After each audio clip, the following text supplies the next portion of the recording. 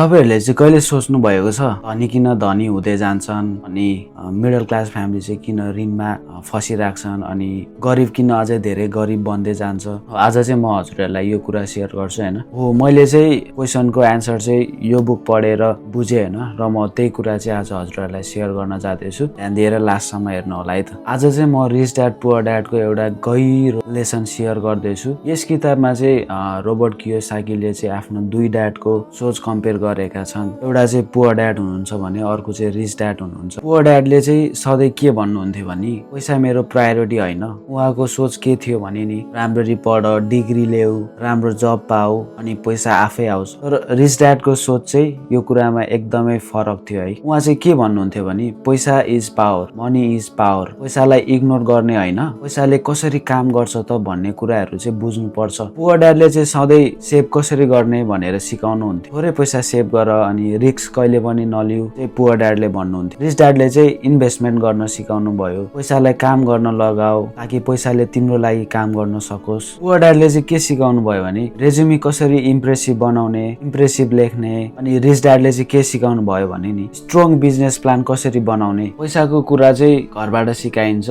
स्कुलबाट होइन। स्कुलले प्रोफेसनल र एकाडेमिक स्किल्स त सिकाउँछ तर फाइनान्शियल स्किल चाहिँ सिकाउँदैन। रोबर्टले चाहिँ के बुझ्नु भयो भने नि समस्या पैसा होइन, समस्या पैसाको बारेमा ज्ञानको कमी हो। त्यसैले उहाँले चाहिँ रिच ड्याडबाट सिक्न खोज्नु भयो पैसाको पछि दौडिन होइन, पैसालाई कसरी आफ्नो लागि काम गराउन। यदि तपाईहरु अझै पनि पैसाको कुरा गर्नु गलत हो भन्ने सोचमा हुनुहुन्छ भने सायद हजुरहरुलाई यही सोचले पछाडी पारिराखेको छ होला है। सो आजको लागि चाहिँ यति नै। म फेरि भोलि अर्को लेसन लिएर आउँछु। Stay connected and always ready to grow with me.